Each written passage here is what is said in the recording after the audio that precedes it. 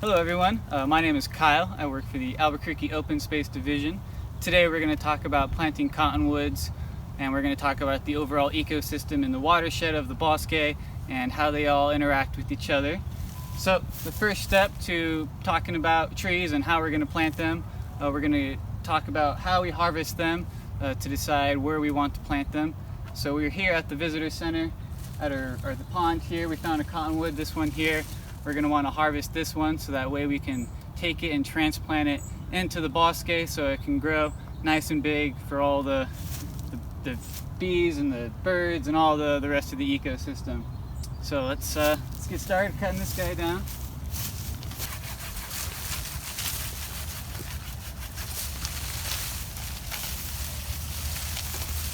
Alrighty. We harvested our tree.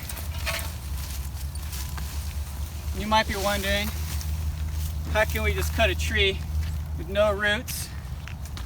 So this will explain. We're taking advantage of one of the cottonwood survival traits, which is after about being placed in water, after about 2 weeks, this part here will grow roots and then it can become its tree its own. So we can just take this fresh cut and we'll go and stick it into the ground, and we'll show you how to do that, and we'll have a nice living tree. But first, we're going to want to take off all these end branches so that way the tree can fit in a hole and be able to grow proper.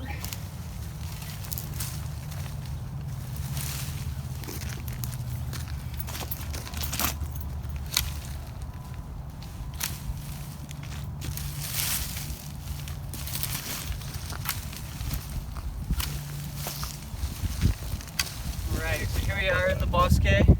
We can talk about why we plant trees here. So it's important to understand why we have to plant trees by hand and why we're going about this at the time we are. So first I want to say the timing of when we harvested the tree. We harvest the trees and do this all in the middle of winter. For the main reason is that's when the tree stores all that energy, goes dormant, right? Goes to sleep for the winter. So we harvest it then when all that energy is stored. So when we plant it in the winter, come springtime, the tree can release all that energy and become a full productive tree and start establishing its roots and go from there. Also, the main reason we do it in the winter is because our Rio Grande, it is at the time where it drops the most. And we'll get into this more, but we have to get the tree down into the water table. That's probably a key word you guys are familiar with, the water table. So in the winter time, that's when the water table is at its lowest. So we dig and we plant trees in the winter, so that way we know that it's the lowest point of the water, and from there, hopefully only the river will rise and water our trees a bit better. So the main reason why we have to plant trees by hand, our cottonwood species, the keystone species of Albuquerque, it needs lots of water to grow. It needs flooding. As you may know, due to current climate change and current climate issues, the river is no longer flooding as it once used to. All the big cottonwood trees that you see in the bosque, they're all about 70 years old, and that's about the lifespan that the cottonwoods have, is about 75 years old. So the last time the river flooded was back in the 1950s, right before they built Cochiti Dam just up north of here. Since they built the dam, the river, it no longer breaches the banks and floods the bosque like it used to. So that means cottonwoods, and they can't regenerate in a natural cycle like they're supposed to. I mentioned before that the cottonwoods, they take on the survival trait of being able to grow roots when they're sitting in water for about 2 weeks, when I pointed out that cut end of the cottonwood. So the survival trait of that, right, if the bosque were to be flooded, I should be standing in water right now. Unfortunately, I am not. But if I were to be staying in water, the cottonwood has a survival trait of when it blows in the wind, it breaks off a branch and it lands on the ground like it's sitting right here. If that branch were to break off, it could grow roots in 2 weeks if the bosque was properly flooded, and a new tree can grow from there. And like I said, unfortunately the bosque doesn't flood anymore, so we have to take it in our own hands and we have to plant trees by hand, manually, to continue the cycle of trees. So here we're at one of our restoration sites in the bosque, and we'll show some photos. We have some trees planted in this area from 5 years, some going back 10 years, and we go around from site to site each year, changing up the site location we have, so that way we don't have one area with a bunch of trees. So you'll see some photos of sites that have 5 years of trees next to trees that are only 1 year, and so on. So this is a fresh, brand new tree. We're gonna get going, and this is gonna be a brand new tree all in its own. So year 1 tree. So we usually don't know if trees survive fully. We have an 80% survival rate on our trees. Pretty good. So the first spring, after I said when they release all that dormant energy, they'll release that, they'll establish their roots and start to grow. But it won't be until the second spring of being planted is when they fully are nice and established, and when we'll know that they're fully surviving, or if they died. So things that attribute to better survival rate, right? They have to be planted properly. How we're going to do it, like I said, we have to get down to the water table, and they have to be nice and packed in, so that way the roots don't dry out and the tree dies. So I've been saying this word water table, right? It's a big fancy word. Right here we're standing in the Rio Grande watershed, another key word you might be familiar with. So a watershed is all the streams, all the rainwater runoff coming down, and you have the Rio Grande. So all the streams from the mountains come, reach the Rio Grande. That's all part of the Rio Grande watershed.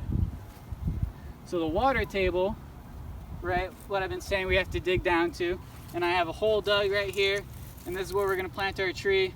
And I already got down a little bit to the water table, and I'll show you exactly how I dug the hole. So the water table, right, I'm standing next to the river, and the river goes underneath all this dirt that I'm standing in, and then that's going to be where the water table is. So it's the river water, but it's just underneath the bank, right, because the soil is nice and permeable, allows water to go through it, permeable. When we dig our holes and we're planting our trees, we use these tools. They're called augers, right? We flip them over, they have blades, we spin them, and they pull up all that dirt, and we can plant our tree. So when we're planting our tree, we get down to the water table. When I pull up all this dirt, you'll see that it's nice and muddy, and that's how I know I'm in the water table.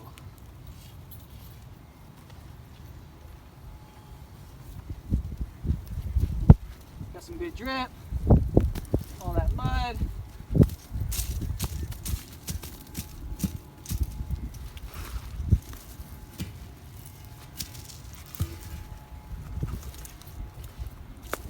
Alrighty, so we got our cottonwood tree, and as I said, it has that survival trait, so we'll be sticking this nice cut end into the ground here, and then from there, this end, as much contact as it has with the water, it'll all grow roots right there. So as much contact, as deep as we can get it, the better, as it adds more possible surface area to produce roots. So we'll cram it in the hole, got it in there. So I have it at the edge of the hole, and it seems like it's at the bottom, but like I said, we like it firmly in there, so that way we know we have as much surface area in the water, both so the possibility of more roots, but also the water table, as I mentioned, it drops and rises depending on the season.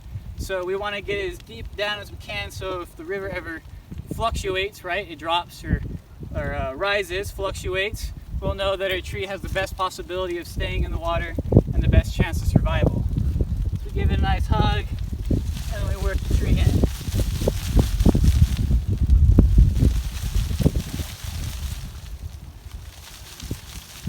Alright, so notice it went down a good amount of bit. Work it in there, and if I pull it back up, just to show you all, you can see that amount, a good 1.5 feet, if not more, 2 feet, right there is all covered in water. So that's how much deeper I got in it than just when it was at the surface.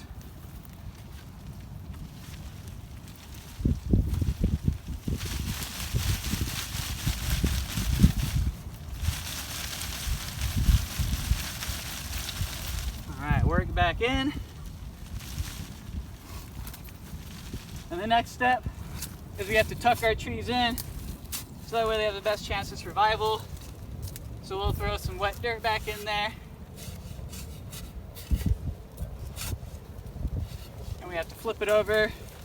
We have to cram all that dirt down.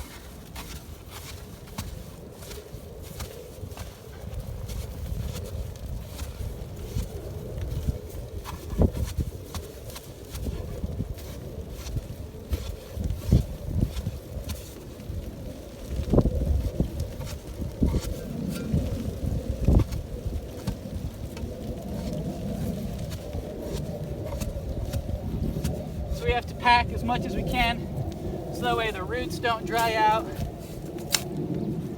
and that way it can maintain all that moisture down there. It'll have the best chance of growing roots and getting established. We have to pack in stages, otherwise it won't be packed all the way, and only the top half will be. So that's why I'm doing it in stages here.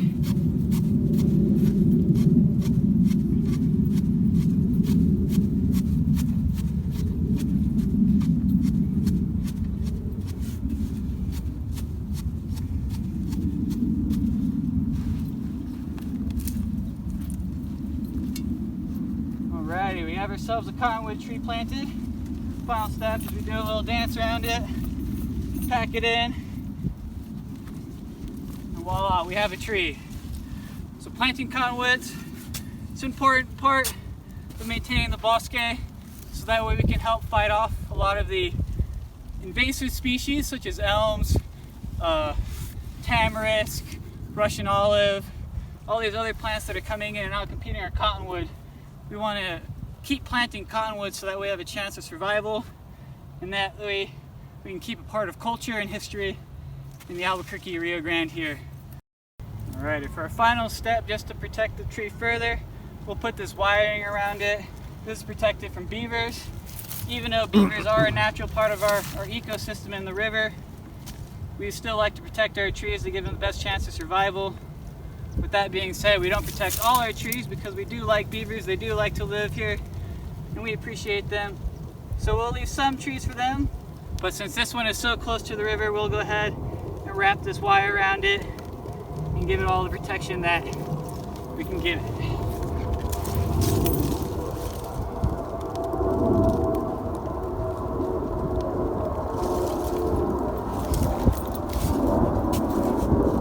Some dirt around it so that way the beavers can't dig it up as easily.